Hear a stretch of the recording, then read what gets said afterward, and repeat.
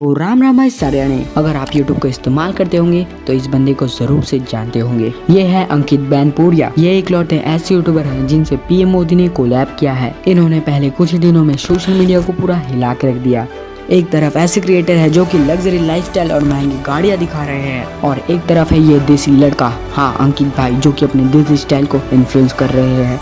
आज आप देख रहे हैं अंकित भाई किस तरह यूट्यूब में फेमस हो रहे हैं, लेकिन आपको ये जानना चाहिए कि उन्होंने 6 सालों के मेहनत के बाद आज यूट्यूब पे इस मुकाम को हासिल किया है। तो चलिए दोस्तों देखते हैं उनके जर्नी को। उनके लाइफ की शुरुआत होती है 31 अगस्त 1993 से। उनका जन्म हरियाणा के सोनीपत जिले के बयानपुर गांव से होता है। वो एक मिडिल क्लास फैमिली से बिलोंग करते थे। वो सरकारी स्कूल से शिक्षा ग्रहण कर रहे थे। वो पढ़ाई में बहुत ज्यादा होशियार होने के कारण वो कक्षा के मॉनिटर थे। तभी उनके साथ कुछ ऐसा होता है, वो परीक्षा दे रहे थे और अपने एग्जाम को पूरा लिख चुके थे, और एंड टाइम पे कोई एक लड़का आता है और उनका एग्जाम पेपर भी छीन लेता है।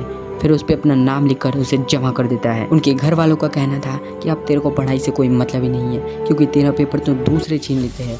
इसलिए उनके पिताजी ने उनको रेसलर बनाने का फैसला किया। वो शुरुआत के 2 साल रनिंग करके ट्राई करते हैं, और फिर जैसे ही उनका उम्र 13 साल हो जाता है वो रेसलिंग सीखना शुरू कर देते हैं। हरियाणा में पहलवानों के पीछे उनके गांव का नाम जुड़ता है, इसलिए उनका नाम अंकित बैनपुरिया है। वो 6-7 साल दंगल सीखते हैं, और इसलिए वो दंगल में बहुत अच्छे प्लेयर बन जाते हैं। इसी कारण वो यूनिवर्सिटी में मैट पे दंगल खेलते हैं और उसमें वो सिल्वर मेडल जीत जाते हैं, लेकिन वो ऑल इंडिया नहीं जीत पाते। तभी 1 साल बाद वो जब हिमाचल में दंगल खेल रहे होते हैं तब उन्हें स्लिप डिस्क इंजरी हो जाता है, मतलब उनके कमर में चोट आ जाता है, और इसी चोट को रिकवर करने में उन्हें 2 साल लग जाते हैं। फिर साल 2020 में जब वो स्लिप डिस्क इंजरी से रिकवर हुए ही थे कि उनको फिर से नी इंजरी हो गई, और इस तरह इंजरी होते रहने से उनका वजन 85 किलो से बढ़कर 95 किलो तक हो गया था। जब ये नी इंजरी से रिकवर हुए ही थे कि साल 2022 में इनको फिर से शोल्डर इंजरी हो गई, और इनको शोल्डर इंजरी 1 बार नहीं 2 बार हुआ था। बार बार इंजरी होते रहने से उनके मन में ये थॉट्स तक आने लग गए थे कि जिंदगी में अब कुछ नहीं बचा। जब वो नी इंजरी में थे तब वो बहुत सारे काम भी कर रहे थे, क्योंकि उनको अपने दवाई का खर्च भी चलाना था, और दवाई का खर्च उनको महीने का 12-13 हजार पड़ रहा था।